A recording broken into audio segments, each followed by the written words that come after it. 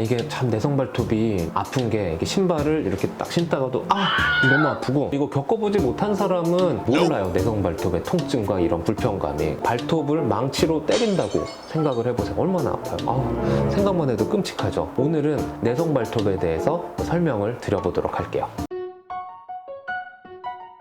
이거는 많이 걸어 다니고 발을 많이 쓰는 일을 하시는 분들, 육상, 야구, 태권도 이러한 그 운동을 하시는 사람들이 많이 호소하는 증상 중에 하나가 내성 발톱이에요. 내성 발톱은 내성 안쪽으로 파고드는 현상을 이야기하는 거고, 이것 때문에 발톱이 살로 파고들어서 굉장히 극심한 통증과 염증을 유발할 수 있고, 심하면 2차 감염까지 와서 고름도 발생해서 째야 되는 상황도 발생을 할 수가 있어요. 이것 때문에 사람이 죽지는 않지만 굉장히 삶의 질을 떨어뜨릴 수 있는 질환 중에 하나이죠. 내성 발톱은 발톱을 너무 짧게 잘라서 생기는 경우가 거의 99%세요. 발톱을 굉장히 예쁘게 깎는다고 되게 동그랗게 자르거든요. 이제 이렇게 되면 내성 발톱이 거의 대부분 생겨요. 원인을 알았으니까 치료 또는 안 생기는 방법, 이거에 반대로 하면 돼요. 발톱을 최대한 길러주시고, 발톱을 깎는데 일자 또는 V자 모양으로 잘라주는 게 중요해요. 근데 저도 내성 발톱이 있어서 이거를 보여줘야 되나? 저도 약간 V자로 깎거든요. 그때 이후로 저는 내성 발톱이 생겨본 적이 없어요.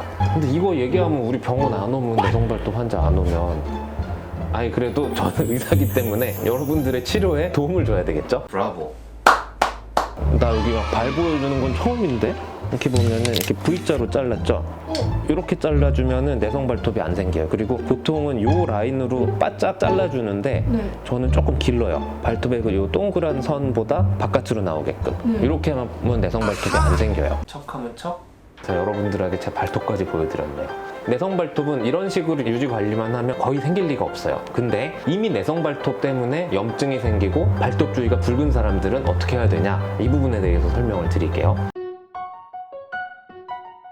우선은 병원에 오셔야 되세요. 집에서 할 수 있는 게 없어요. 무조건 병원에 오셔서 항생제 치료, 무균적인 처치 하에서 고름을 짜내야 되고, 너무 심하면 엉덩이 주사까지 맞아야 될 수도 있어요. 염증이 너무 심한 경우에는 일주일 정도 항생제 치료 또는 진통제 치료를 꼭 하시는 게 가장 좋고, 근데 이렇게 하더라도 안 되는 경우들이 있어요. 이런 경우에는 그냥 발톱을 뽑아내는 방법이 제일 좋아요. 이도저도 안 될 때는 부분적으로 발톱을 절개를 해서 통증과 염증을 경감을 시켜주는 방법이 있고, 너무 심하면 발톱을 전체를 다 뽑아야 되는 경우도 있긴 있어요. 근데 저는 이 치료까지는 제가 최대한 안 하고 최대한 버틸 때까지 버티다가 치료를 해드리는 스타일이거든요. 왜냐? 이거 너무 아파요. 그리고 발톱의 기능 중에 하나가 우리 몸을 지탱해주는 역할을 하게 되거든요. 근데 발톱을 뽑게 되면 걸어 다닐 때 힘을 못 받기 때문에 되게 쩔뚝이면서 다녀요. 그래서 저는 발톱을 뽑는 이런 시술은 최대한 안 하려고 해요.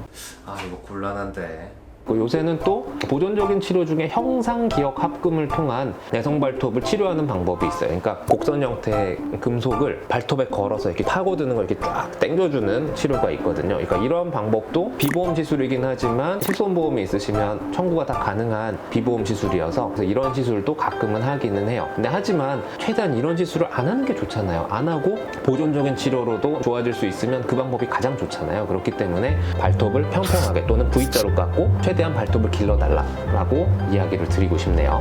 절제 시술이든 먹는 약이든 주사 치료든 꼭 일주일 정도 치료가 소요가 되는데, 약값 제외하고 보통 한 2만 원에서 2만 5천 원 안쪽으로 해드릴 수가 있어요. 족발 먹으면 2만 5천 원 정도 드는데 야식 한 번 끊으시고 병원에 오셔서 치료 받으세요.